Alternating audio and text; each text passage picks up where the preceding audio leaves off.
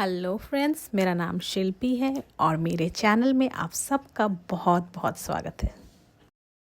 Friends, आप लोग भी मेरी तरह अपने घरों में बहुत आसानी से कमल उगा सकते हैं। इसको उगाने के दो तरीके हैं। पहला, आप इसे बीज से उगा सकते हैं और दूसरा ट्यूबर से। लोटस ट्यूबर मैंने ऑनलाइन मंगाया है। मुझे ये 7 दिनों के अंदर अंदर मिल गया। यहाँ देख सकते हैं, इसकी पैकेजिंग काफ़ी अच्छी है। जब भी आप अनबॉक्सिंग करें, बहुत सावधानी से खोलें ताकि ट्यूबर को कोई नुकसान ना पहुँचे। मैंने 3 अलग अलग वैरायटी के ट्यूबर मंगाए हैं। पहला पैकेट जब मैंने खोला तो मैं बहुत खुश हुई, क्योंकि ट्यूबर जो है वो काफ़ी हेल्दी है और अच्छे कंडीशन में है। पर जब मैंने दूसरा पैकेट खोला तो मैंने पाया कि उसका एक सिरा जो है वो टूट चुका है और इस तरह से उस ट्यूबर के 2 अलग अलग भाग हुए। मैंने दोनों भागों का इस्तेमाल किया और मुझे बहुत ही सुंदर और बहुत ही अच्छे रिजल्ट देखने को मिले। पैकेट से निकालने के बाद मैंने साफ फंगिसाइड के सॉल्यूशन में ट्यूबर्स को आधे घंटे के लिए भिगोकर रख दिया। पॉटिंग मिक्स बनाने के लिए मैंने मिट्टी और गोबर का खाद का इस्तेमाल किया है। इसमें सबसे पहले मैंने मिट्टी को पानी में भिगो दिया ताकि जो उसमें कंकड़ और पत्थर है वो सब निकल जाएं। उसका लेयर पहले मैंने डाला और उसके बाद गोबर के खाद को लगाया। मिट्टी का एक लेयर और डाल दें और ट्यूबर को इस तरह से लगाएं कि उसकी जो ऊपर की जो शाखें हैं, छोटी पत्तियां हैं, वो ऊपर की तरफ रहें और उसको आप मिट्टी में अच्छी रीति से दबा दीजिए और एक पत्ता को डालिए और उसके ऊपर पानी को अच्छी रीति से डालिए और ऊपर तक भरने दीजिए।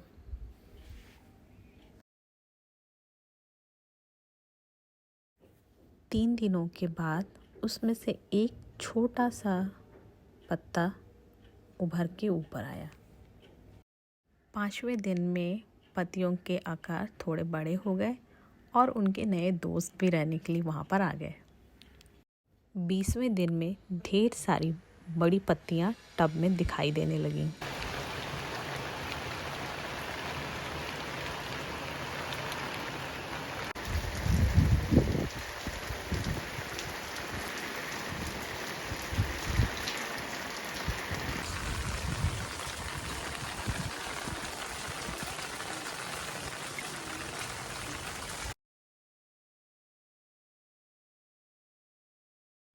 एक महीने के लंबे इंतज़ार के बाद एक कली और एक एरियल लीफ दिखाई देने लगा। एरियल लीफ आते ही उनको एक्स्ट्रा न्यूट्रिशन की आवश्यकता पड़ती है। ऐसे में मैंने NPK 19-19-19 का पैकेट ख़रीदा और उसके 1 चम्मच का पैकेट बनाया और उसको मैंने पौधों के जड़ों के पास मिट्टी में अच्छी रीति से दबा दिया। इससे आपके पौधे की जो आवश्यकता है न्यूट्रिशन की, वो पूरी होती है और ये बहुत अच्छी फ्लावरिंग देते हैं।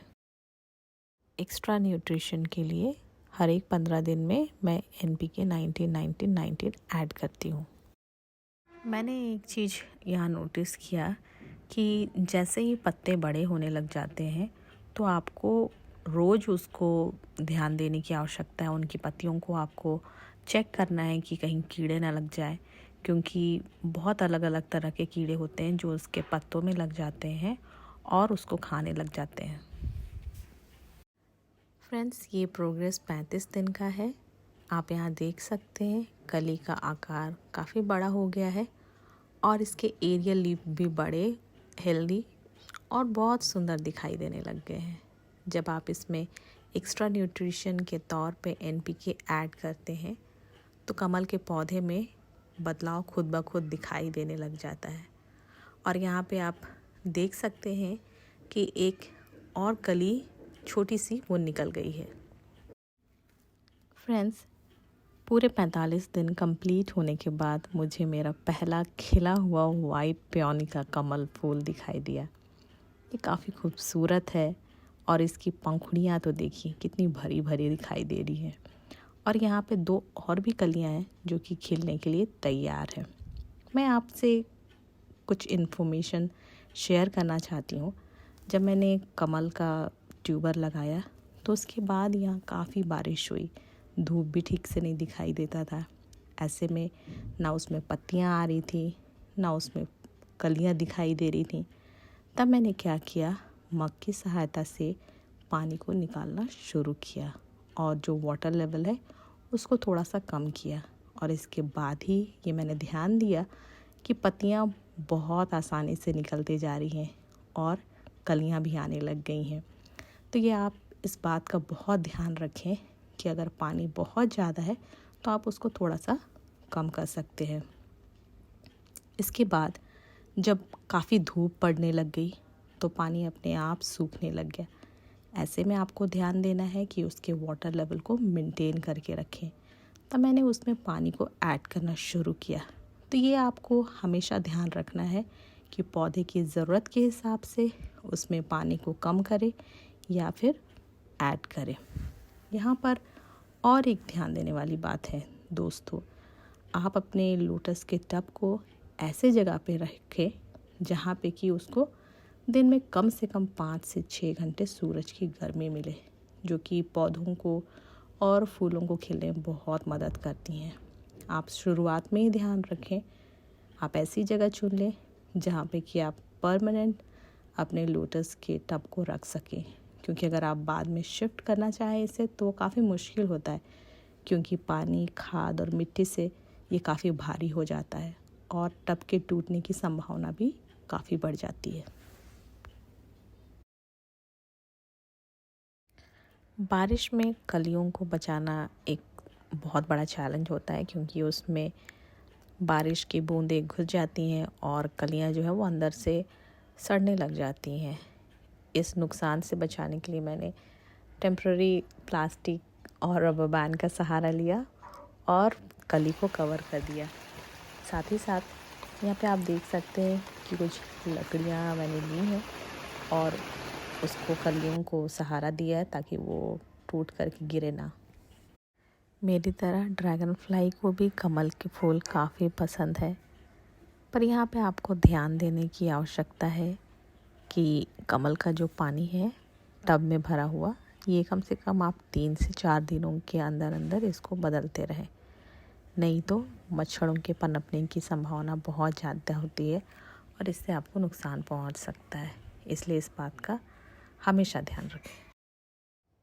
आप लोटस को 2-3 दिन में चेक करते हैं, तब पानी के ऊपर भी अपना ध्यान दें और ये देखें कि कहीं उसमें काई तो नहीं जम रही है, क्योंकि जब काई उसमें बनने लग जाती है तो वो पौधे के न्यूट्रिशन को लेने लग जाती है, जिसकी वजह से आपके प्लांट का ग्रोथ पे बहुत असर होता है। इसलिए जब कभी आपको काई दिखाई दे, आप उसे हाथों से निकाल करके फेंक दें और जितने भी पुराने और सूखे और पानी के ऊपर जो गले हुए पत्ते हैं उन सबको आप निकाल करके साफ़ कर दीजिए।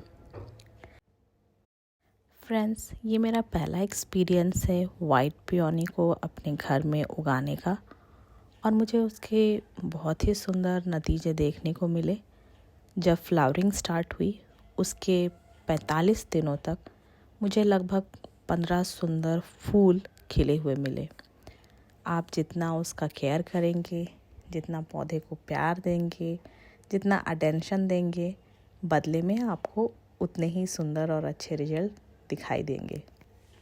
शुरुआत में ही मैंने आप लोगों के साथ शेयर किया था, जब वाइट पियोनी का ट्यूबर मुझे कुरियर से मिला तब उसका एक भाग टूटा हुआ था। तो मैंने बड़े भाग को बड़े टब में लगाया था और जो उसका छोटा टूटा हुआ भाग था उसको एक बकेट में लगाया और दोनों का केयर एक ही तरीके से किया और उसके भी मुझे बहुत सुंदर नतीजे देखने को मिले। छोटे बकेट में जो मैंने लोटस लगाया उससे मुझे 5 कमल के फूल मिले। इस तरह से बड़े और छोटे दोनों लोटस प्लांट्स से मुझे लगभग 20 कमल के फूल देखने को मिले। अगर आपको मेरा वीडियो पसंद आया है तो इसे लाइक, शेयर और सब्सक्राइब ज़रूर करें।